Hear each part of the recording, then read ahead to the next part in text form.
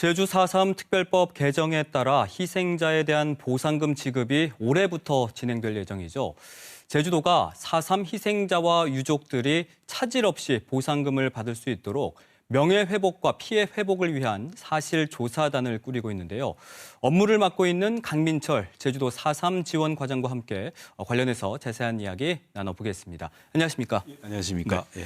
자, 지금 4.3 명예회복과 피해 회복을 위한 사실조사단이 이미 출범을 했고 지금은 조직을 구성하는 단계라고 알고 있습니다. 어떻게 진행이 되고 있나요? 예, 저희들이 그 4.3 특별법의 차질 없는 추진을 위해서 4.3 명예회복과 피해 회복을 위한 사실조사단을 구성을 했고 지난 1월 14일자로 출범을 했습니다. 네. 그래서 사실조사단은 그 제주도에는 행정부지사가 단장을 맡고 양행정시에는 부시장이 단장을 맡게 됩니다. 그리고 사실조사 전단팀을 구성을 하고 그리고 공무원은 한 110여 명이 참여를 하고 그리고 네. 사실조사위원도 121명이 활동을 하게 됩니다. 그리고 또한 그 4.3 유족회 등과 민관 협력 체계를 구축을 해서 앞으로 뭐 면담 조사라든가 그다음 뭐 현장 방문 조사라든가 이런 부분을 수행하게 됩니다. 자, 그러면 언제쯤이면 이 조직 구성이 마무리가 돼서 본격적으로 업무를 할 수 있게 될까요? 예, 일단 저희가 그 전담팀을 신설을 하면서 지난 1월 10일자 인사로 우리 4.3 보상지원팀이 도에는 만들어졌고 네. 또 양행정시에는 4.3 조직으로 처음으로 4.3 지원팀이 신설이 됐습니다. 그래서 앞으로 지금 사실조사위원회에 대해서 공개 채용 절차를 거치고 있는데요. 한 3월이면 채용 절차가 마무리돼서 사실조사단이 이제 본격적으로 업무를 수행하게 될 것 같습니다. 그러니까 도에는 4.3 보상지원팀이고 또 양행정시에는 4.3 지원팀이 신설이 되군요. 예. 그렇다면 어떤 업무를 맡게 되는지가 궁금한데 사실조사단이 맡게 될 업무 좀 큰 틀에서 정리해 주실까요? 예, 일단 사실조사단은 그 현장 조사 그리고 면담, 뭐 자료 조사, 구비 서류를 확인하고 그리고 뭐 민원 안내, 뭐 홍보 여러 가지 업무를 하게 됩니다만은 큰 카테고리로 보면 그 지난해 제7차 추가 신고가 있었습니다. 그래서 네. 희생자 및 유족 그 추가 신고건에 대한 피해 여부를 조사를 하고 그리고 4.3 희생자에 대한 보상금이 지급이 되는데 보상금 지급 서류에 대한 확인 이런 절차도 갖추고 그리고 그 보상금 그 지급과 관련해서는 민법상 청구권자가 신청을 하게 되는데 그러면 청구권자의 적격성 여부 그리고 보상 금액 그리고 확인 이런 부분도 하게 되고 또한 저희가 그 직권 재심을 추진하게 되고 있는데 그 2,530명에 대한 수용인에 대한 그 직권 재심과 관련된 청구 서류에 대한 구비 여부 그리고 그 직권 재심 청구를 위해서는 그 피고인 특정이 무엇보다 중요합니다. 그래서 아마 그 현장 조사 이런 부분도 동시에 이루어질 것 같습니다. 네. 지금 맡게 되는 업무 가운데 희생자와 유족의 신청 접수권에 대한 피해 여부를 이제 조사한다고 말씀해 주셨는데 예. 이게 어떤 내용입니까? 일단 저희가 4.3 희생자는 특별법에 따라서 사망자 그리고 행방불명자 그리고 후유장애인, 수용인 이렇게 나눠지게 됩니다. 그래서 저희들은 그 신청한 분들에 대해서 그 희생자로 결정될 수 있도록 뭐 증언 채록이라든가 면담 이런 부분을 통해서 저희들이 신청하신 모든 분들이 희생자로 결정될 수 있도록 노력을 하고 있습니다.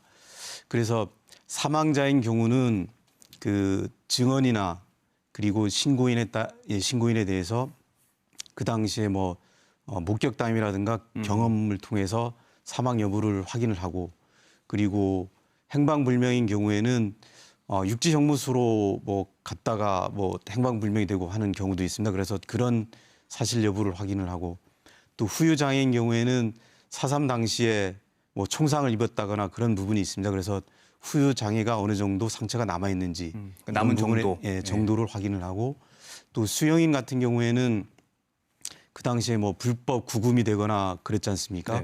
예, 그런 부분에 있어서 어떻게 형의 언도를 받았고 이런 부분을 이제 조사를 하고 있습니다. 네, 이 관심이 많은 부분일 것 같아요. 최근에 행안부의 4.3 특별법 시행령 개정 계획에 따르면 보상금 신청 기간이 오는 6월부터 2025년 5월 말까지 이렇게 3년으로 제시가 됐거든요. 예. 네. 일단 시행령을 이제 아마 입법 예고가 이제 됐습니다. 그래서 아마도 올해 6월 1일부터 보상금 지급 신청이 가능할 것 같습니다. 그래서 그 신청 순서를 이제 어떻게 될 건지는 이제 4.3위원회에서 이제 결정을 할 겁니다만은 아마도 그 생존 희생자나 우리 현행 민법상 청구권자들이 이제 신청을 하게 되면 네. 이제 4.3 실무위원회의 검토와 4.3위원회의 지급 결정 이런 절차를 통해서 아마 보상금 지급이 각 청구권자 개별적으로 계좌 입금이 될 것 같습니다. 그럼 청구권자에게 통지하고 동의를 하게 되면 바로 지급이 됩니까? 예, 그렇습니다. 희생자 보상과 관련해서 9천만 원이 지급된다. 뭐 이 정도로만 알고 계신 분들이 많이 계신 것 같거든요. 근데 네. 뭐 아까 그 유형도 4가지가 있다고 말씀해 주셨는데 이 유형에 따라 또 금액이 달라지지 않습니까? 예. 뭐 유족도 상황도 다를 것 같은데. 예. 예. 일단 그 저희가 이번에 4.3 희생자 보상금은 그 4.3 특별법에 따라 희생자로 결정된 분에게 지급이 됩니다. 그렇다 보니까 일단 그 사망자와 행방불명으로 결정되신 분에게는 9천만 원이 지급이 되고요. 네. 그리고 후유 장애인 경우에는 9천만 원 이하의 범위에서 그 장애 등급이나 노동력 상실률에 따라서 아마 4.3위원회에서 그 금액을 정하게 됩니다. 지금 4천만 원 이하의 범위라고 했었습니까? 9천만 원. 9천만 원이시죠. 예. 그리고 수영인인 경우에는 아마 수영 중에 사망하거나 행방불명이 되면 9천만 원을 받게 되고요. 네네. 그리고 구금을 한 경우는 구금 일수를 고려해서 4.3위원회에서 그 금액이 정해질 것 같습니다. 네. 예. 다만 그 유족인 경우에는 그 저희가 뭐 현행 민법상에 보면 이 선순위 유족이 없는 경우에는 유족으로 결정된 사촌이 있습니다. 근데 네. 그 사촌 분이 사망하게 될 경우에는 그 무덤을 관리를 하거나 제사를 지내는 그 직계 비속이 청구할 수 있도록 좀 청구권을 좀 확대한 부분도 있고요. 그리고 유족으로 결정된 사실상의 배우자 같은 경우도 이번에 재가를 하지 않은 경우에는 청구할 수 있는 그런 부분도 좀 범위가 좀 넓어졌습니다. 그리고 또한 그 당시에 재적부가 없는 경우도 있습니다. 그러면 재적부가 없는 경우에는 그 유족으로 결정된 분이 청구를 할 수 있게 됐습니다. 네. 그 올해 4.3 보상 예산으로 정부가 1,810억 원을 편성을 했는데 자, 그렇다면 희생자 15,000여 명 중에 올해는 어떤 기준으로 몇 분 정도가 보상을 받을 수 있을 것으로 보고 계십니까? 예, 어쨌든 뭐 좀 전에도 얘기했지만 4.3위원회에서 신청 순서를 정할 것 같습니다. 신청 순서는 지금 예상컨대 생존 희생자 지금 살아계신 분이 한 109분 정도 계신데요. 그분 그리고 희생자 결정일 그래서 아마 2000년 특별법이 제정된 이후로 2002년부터 결정이 됐는데 그 앞쪽에 결정되는 분 이분들이 먼저 아마 신청이 될 수 있도록 공고가 될 것 같습니다. 네. 예, 공고가 되면 이제 4.3 실무위원회에서 검토를 하고 4.3위원회에서 지급 결정을 하고 청구권자별로 지급 신청이 이루어지게 되면 아마도 올 연말쯤부터는 보상금이 지급이 될 것 같습니다.